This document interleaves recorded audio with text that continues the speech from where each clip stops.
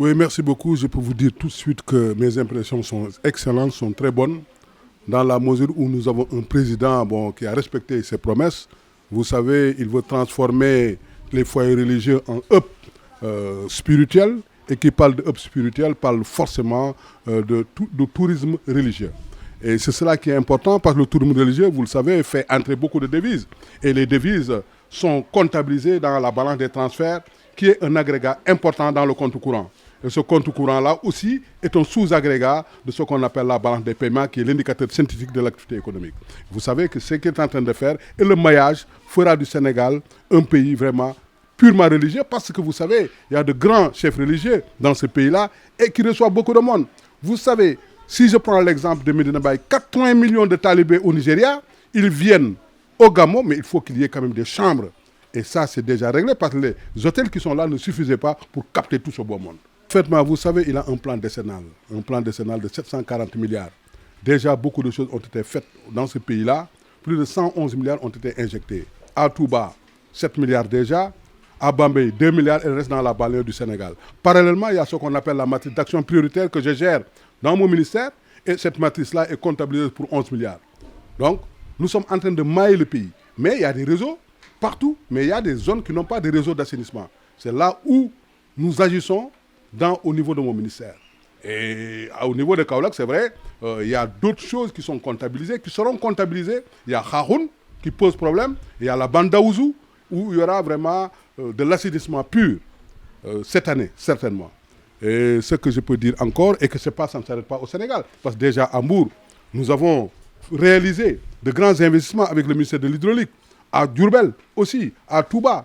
Et en fin de période, je pense que nous allons mailler ce pays. Et je vais vous ajouter que moi, personnellement, il m'a demandé de faire à Léona Niassène, l'esplanade de Léona Niassène, c'est moi qui l'ai réalisé pour un coût de 110 milliards. Il y aura une deuxième phase pour 113 milliards. Donc il y aura ce que j'appelle un carrelage industriel de toute la mosquée sur 700 mètres carrés. Bon, ça, je suis en train de le faire.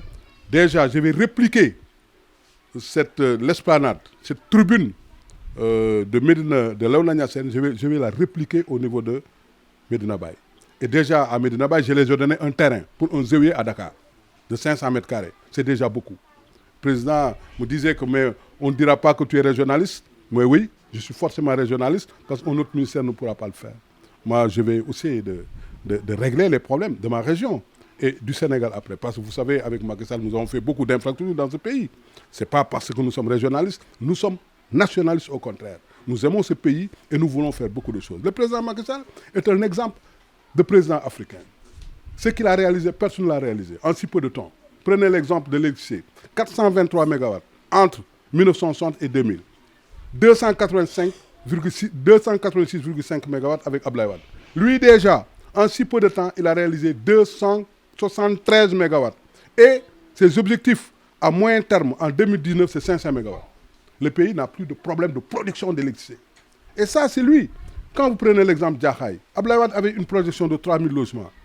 Il en a réalisé 2000. Macky Sall a complété plus le Taoufekh qu'il a réalisé avec 2000 logements en si peu de temps. Faites l'analyse différentielle, faites la comparaison. Vraiment, il fait beaucoup de choses.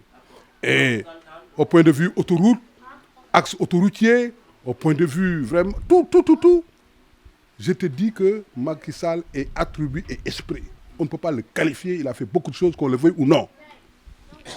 Dites-moi, celui qui l'a fait. Ça n'a pas. Tu sais, moi, je suis heureux parce que j'avais écrit sur lui bien avant et j'avais mis en exergue beaucoup de ses qualités. Aujourd'hui, les Sénégalais savent que je n'avais pas inventé. C'est une réalité et ça qui est important. L'affaire Petro-Tim, je pense que je l'ai oublié parce que l'histoire va l'oublier. Parce que c'est des inventions et vous allez voir. Voilà ce que je veux dire sur l'affaire Petro-Tim. La situation, dans tout parti, il y a des chocs d'ambition. C'est normal, nous sommes en dialectique. La dialectique, c'est l'étude des contradictions dans l'essence même des choses. S'il y a des contradictions, si elles sont résolues, elles se transforment en vérité scientifique, elles se transforment en coalition. C'est ça que nous sommes en train de faire au niveau de Kaolack. Il y a aucun problème, il y a des remous, c'est vrai, parce qu'il y a choc d'ambition, mais il n'y a pas de problème. Quel soubassement politique? Macky Sall est un musulman. Il sait que donner de l'argent aux marabouts ne signifie absolument rien, pas de les marabouts. Ah non! Ils ont beaucoup d'argent qu'ils donnent aux talibés. Mais l'essentiel, c'est de mettre des investissements à long terme, qui peuvent capter quand même d'autres choses, qui peuvent faire jouer l'effet du multiplicateur. C'est ça qui est important pour une économie. Et ce qu'il est en train de faire.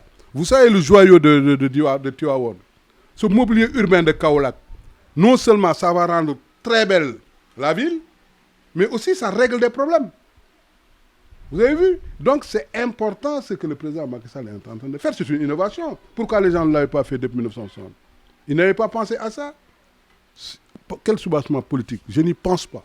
Je pense qu'il le fait vraiment pour nos religieux qui doivent recevoir des autres et ils n'avaient pas quand même ces réceptifs vraiment pour les mettre dans de bonnes conditions.